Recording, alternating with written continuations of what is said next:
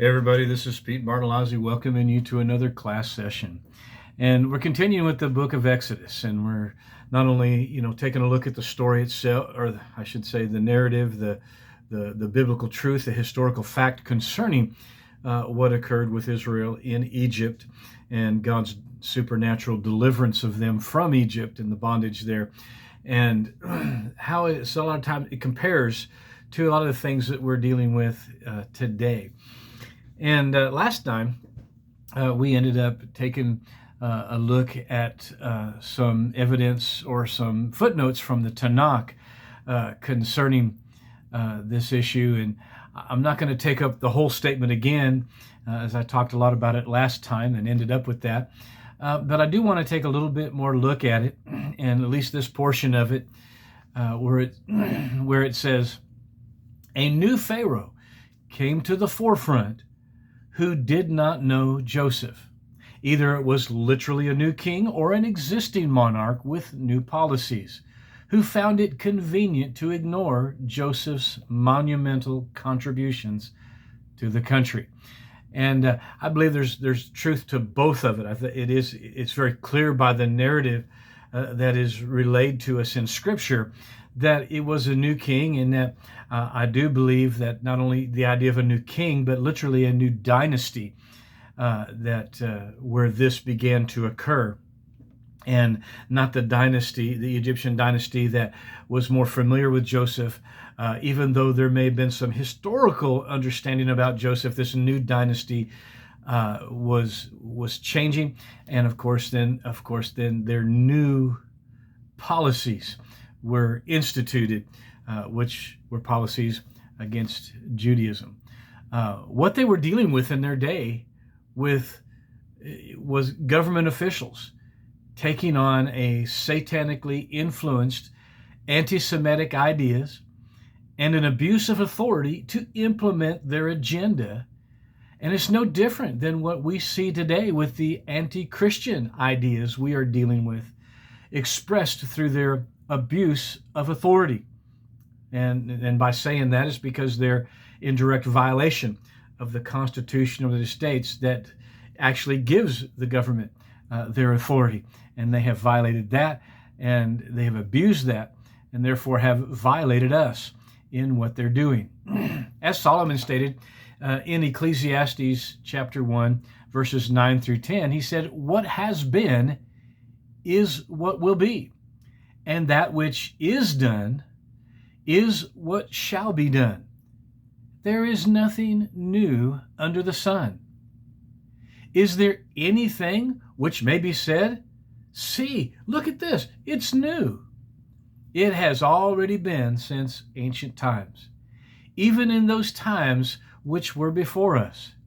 There is no remembrance of those former things, neither will be there any remembrance of the things to come by those who will come after that." The things said here by Solomon are equivalent to our modern day statement that those who don't learn from history are doomed to repeat it. This is why Satan gets his people to remove our history and even change it into a history that is nothing more than lies in order to influence people to his plan. So he gets them to remove our history so they don't see what it is and see what we were made to be. And he also will remove what he has done in the past out of the historical teaching to people so that he can repeat it. Most of this younger generation, even those of you who we are called millennials, don't really know what America was meant to be or what it was like when we were operating in the fullness of the constitutional republic that our founding forefathers established. In fact, I dare say I don't fully know what this was like, as they were greatly perverting the Constitution around the time that I was born and even before. And I just kind of want to throw this out, that they're trying to make those who say that our founding forefathers, or attack those who are saying our founding forefathers established a constitutional republic and accusing them of trying to change our nation. And the truth is, the liberals have been trying to change our nation. We're endeavoring to change it back to what our founding forefathers established, and that's why they're trying to attack it, because it will undermine what they're doing. And we were established a constitutional republic. We don't do the Pledge of Allegiance like we used to do, but it was in the very statement of saying the Pledge of Allegiance to the flag is that we pledge allegiance to the flag, which stands for the republic, or the republic for which it stands, is the way it's worded. And so we've been established a constitutional republic. And even our national anthem declares that as well. So the thing is they're trying to stop us from turning. They're saying, well, they're trying to destroy our democracy. Well, we weren't established a democracy. We were established a republic under the Constitution of the States by our founding forefathers' intentions, by what they chose. The liberals are trying to change it from what our founding forefathers established to be a democracy, deceiving everybody that we were a democracy by the Constitution when we were never a democracy by the Constitution. They use the word constitution or constitutional on their lips, but that's to deceive people that they're following the Constitution when they're not. And those of us who are following the Constitution, endeavoring to bring it back to constitutional standing, they're attacking us as though we're trying to destroy their democracy. Well, in essence, we are, because we weren't a democracy. They're trying to change it to democracy, so it is absolutely necessary that we destroy the democracy that they've been establishing in order to reestablish our constitutional republic that our founding forefathers established in their day. And so so to do this, they've been brainwashing people with new ideas of government and thus new policies, and then brainwash the generations from that time on to those unconstitutional ideas. Even though, again, they say the word constitutional on their lips, it is only to deceive, as their agenda is 100% unconstitutional, which is revealed by finding out what our founding forefathers said about the Constitution that they wrote, and thus the nation that they established. Excuse me. A little drink here. In order for Satan to proceed with his plans, he works to get his people into places of authority, especially governmental authority. Even though not only governmental authority, but governmental authority is one of the first things, is one of the primary things in which they try to get their people. But they gotten some people into military authority. Not all of it, thank God. There's a lot who are standing for what is right. They've never to get people into authority over the media and making the media propagate their agenda, into Hollywood to get them to propagate their agenda, because these things they constantly put on TV, they're constantly ingraining into people through shows and through movies and through their twisted views in documentaries and things like that. And even into the medical field, where they've been able to push their false agenda around the COVID, concerning the false vaccine and this wearing the mask and social distancing. All this stuff is in listening to doctors who are genuine, look at things as they are, trained in their fields. These are the ones I've been listening to and are saying that this is all nonsense. Even my dad was in the hospital work all his life.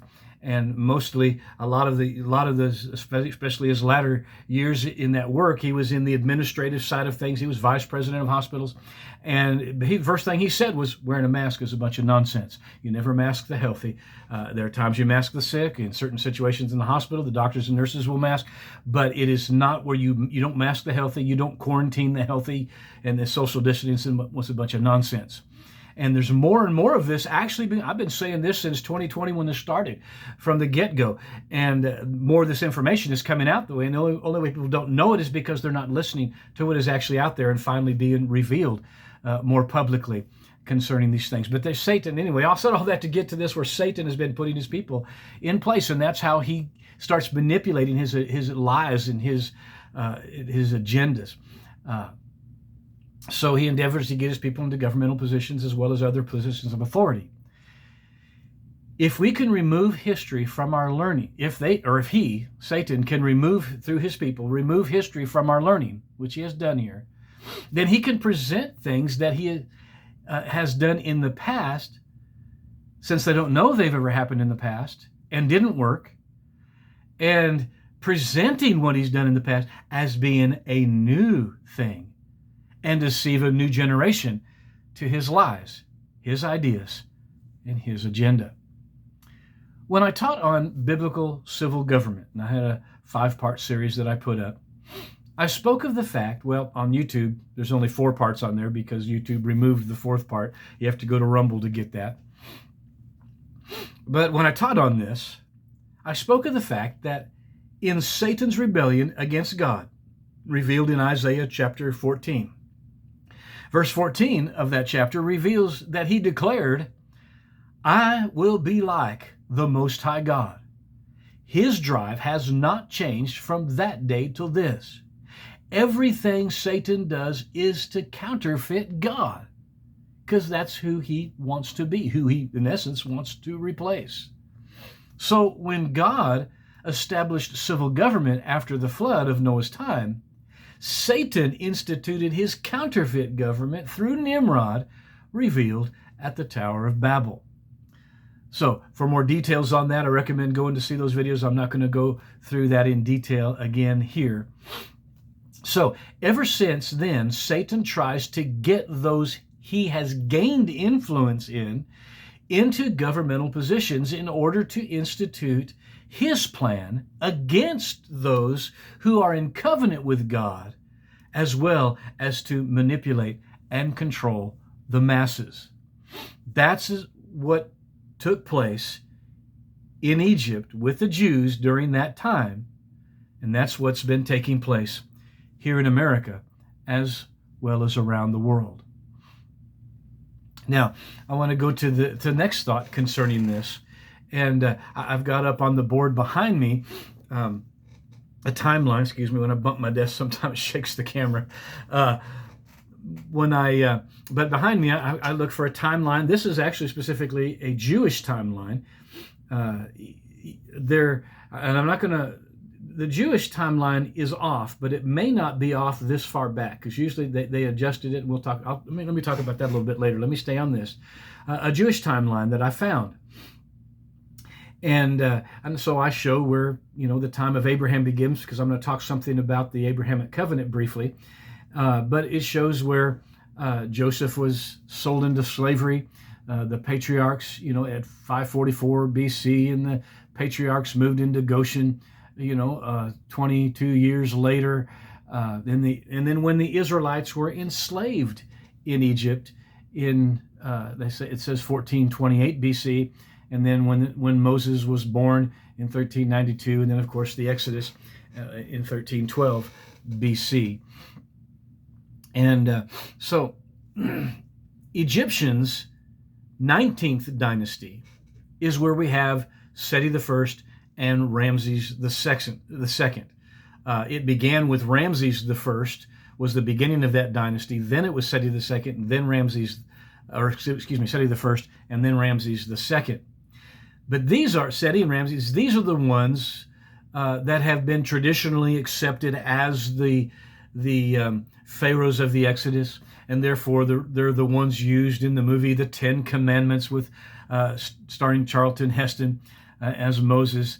But it says here that it shows this timeline, though, reveals that or that's what we thought the pharaohs of Moses and the Exodus occurred.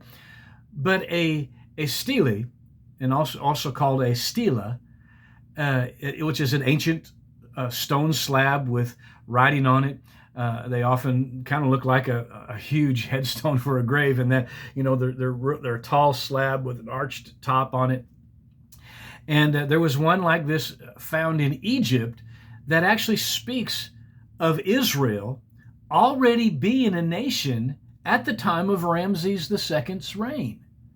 So the Exodus had to have occurred before the time of Ramses, could not have occurred during the time of Ramses, as that stele represents or declares to us. In looking at this Jewish timeline, it reveals that Ramses II wasn't the Pharaoh of the Exodus.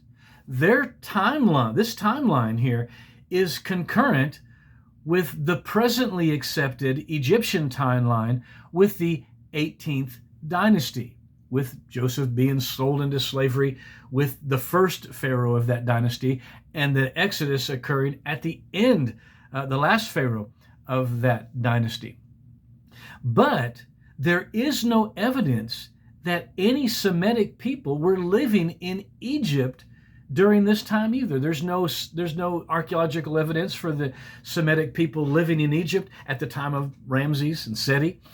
There's no evidence in archaeological evidence that there was any Semitic people living in Egypt at the time of this 18th dynasty that this timeline says or lines up as far as the presently accepted Egyptian chronology.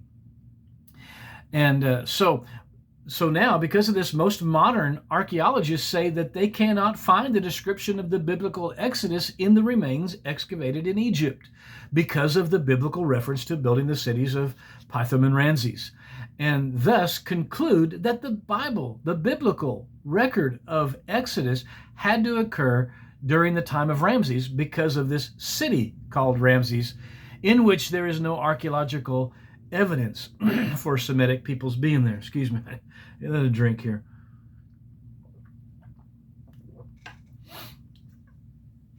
So now that could go getting back in my notes here. There is to take note to. There is evidence. There's no evidence. They refuse to. Let's put it this way: they refuse to accept that the Exodus occurred during any other time than Ramses II, in which there is no evidence of Semitic peoples living in Egypt at the time, and therefore conclude that the biblical story is a myth. My personal deduction, of course, is that it's foolish to assume that the name Ramses never existed before a pharaoh took it on as a name, because Ramses is actually based upon their false god Ra, the sun god, worshiping the god, and to say that it never existed before. We don't know. I'm not an authority on that issue, but I'm going to leave it at that, and let those who are authorities on the issue, especially those who are embracing biblical truths and how these line up. However, the Jewish calendar itself is about 200 years off. A Jewish rabbi during the 1st century intentionally changed the Jewish calendar because of the prophecies of Daniel. They pointed to Jesus as being the Messiah. So by changing their calendar, it no longer pointed to him as the Messiah. To justify this, he used the statement at the end of Daniel where it speaks of sealing up the prophecies until the time of the end. Now, the Jewish timeline being off may not necessarily have occurred this early in what he did, but if you do want to take a look at the evidence concerning, or the information that we know of concerning the Jewish calendar being off, I wrote this down, this note, that you can go to YouTube and type in the time difference, Dr. Baugh and Dr. Floyd Jones, and there's 3 parts to it, of course, part 1, part 2, and part 3, and of those things there, you may want to know that Dr. Baugh, his name is spelled Baugh. So the time difference, Dr. Baugh and Dr. Floyd Jones, parts 1 through 3. Just for further, because I'm not going to go into any further detail on it. They bring it, obviously with 3 parts, they bring in a lot more detail if you're wanting more information on that. And so I'll leave that with you. Now, what I just gave you, of course, was a summation that I had learned, and that's why I recommend the video if you want more detail. I also agree with some archaeologists who say that the Egyptian timeline is off upwards of, a couple hundred years, maybe more. And when you make the adjustments of both the Jewish calendar, about 200 years off, and the Egyptian timeline, about 200 years off, because there's about a 400-year difference. And in fact, I don't know if I may have said that already, but that the archaeological evidence in Egypt that does line up with the biblical narrative occurs about 400 years before the time of Ramses.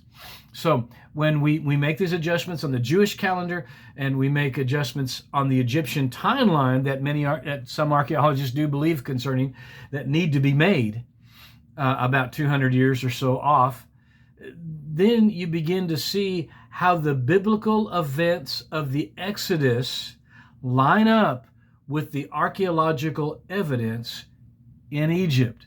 Now, again, on this particular thought of the Egyptian timeline being off and all the evidence archaeologically of the Semitic peoples, the Jews, in essence, being in Egypt, I'm not going to go into further detail on this. There's actually a documentary that has been produced that I think does an awesome job. And mostly all I would be doing was just repeating what they put together if I took the time to go into that here. And so what I'm really going to do is just recommend you watching this documentary for the further information of the archaeological evidence and the issues at hand in correcting things for the biblical account of the Exodus lining up with the archaeological evidence that we do find in Egypt. And that documentary is entitled Patterns of Evidence, the Exodus. And many of you have probably already heard of this, have already seen it. I know when it first came out, I hardly found anybody who was familiar with this at first, but more and more people have become familiar with this. More and more Christians have become aware of this and have watched it. But if you haven't seen it as of yet, I recommend this video. You can go to patternsofevidence.com to purchase this video. Even though I think somebody said you can watch it free on YouTube right now, I still recommend at least purchasing the video because that helps support them financially in continuing the work they're doing and bringing all this historical and archaeological evidence together to prove the biblical historical account being accurate and thus being true. And so anyway, let me continue on. We do need to note that, as in many aspects of society today, there is an anti-Semitic, anti-Christian sentiment that Satan has ingrained into all too many of the people of today that has been predominant for several decades and thus has been predominant in the sciences, to the point that they refuse to accept any evidence that the Bible is correct. As one scientist said, that they refuse to allow a divine footprint in the door. So they're refusing to accept the evidence that the Bible is correct, whether historically, archaeologically, scientifically, or otherwise. And there is evidence in all of these sciences for these truths, the truths of the Bible. And I dare say that the sciences will prove more and more here in the end that the biblical truths, that the Bible is true. The biblical truths that we've all known are just that, true. There's going to be evidence to back them, from archaeological evidence, historical evidence, scientific evidence, and so on. Besides, God is omniscient, which means He is all science. He is all-knowing. And so He will reveal to us, especially as we're praying for God to bring forth this evidence to present to the people who've been lied to for all too long. Now, changing a little bit, so even though the Jewish calendar is about 200 years off, I do believe that their timeline is not off. In other words, the time between all these events is correct. Just some of their dates may be off, and where those dates begin to be off might be past the time that I have up here. So this still may be more accurate than. But I said, watch Patterns of Evidence. They show all of this, and it's really interesting. So they just need to correct the dates on their timeline, not the information in their timeline. And their timeline reveals that the Jews were not in bondage to Egypt for 400 years, as all too many have thought. They were only in bondage for, as this timeline reveals, from the time they went into bondage to the time of the Exodus was 116 years. So according to the timeline, they were only in Egypt for 210 years. Even if you count the time of Joseph being sold into slavery, is only 232 years from that point to the time of the Exodus. So where do we get the idea then of them being in bondage for 400 years? And it comes from a misunderstanding of what is read in Scripture. And I'm going to read here from Genesis chapter 15. I'm going to look at verses 7 and 8 and verse 13. This is where the covenant proceedings take place between God and Abraham. And in verse 8 and verse 7 it says, "And he said unto them, I am the Lord who brought you out of Ur of the Chaldees to give you this land to inherit it. And then Abraham said, Lord God, how do I know I'm going to inherit it?" And then there's this big gap before God answers his question. So in verse 13 is where God answers his question. He says, "And he said unto Abraham, Know of a surety that your seed shall be a stranger in a land that is not theirs, and shall serve them, and they shall afflict them 400 years. The Tanakh is written this way: "Know with certainty that your offspring shall be aliens in a land that is not their own. And they, that nation, they shall serve them, and they shall oppress them, 400 years. By this we can see that God did not say that the Egyptians would oppress them in slavery for 400 years, but that simply it would be another 400 years before Abraham's descendants would be freed out of that slavery, and it's after that time that God would have them to take the promised land. We know it was delayed for 400 years because of their disobedience, or 400 years, delayed for 40 years because of their disobedience. So, when Abraham's sentence would come out, this is the answer to the question that Abraham had asked God. How do I know I'm going to inherit the land? God's answer was simply the timeline of when it would happen with his descendants. And we're going to take up in the middle of this. We have to stop here and take up here next time as we're coming to the end of our time. Until next time, thank you for listening in to this, sitting in on this class. And until next time, be blessed.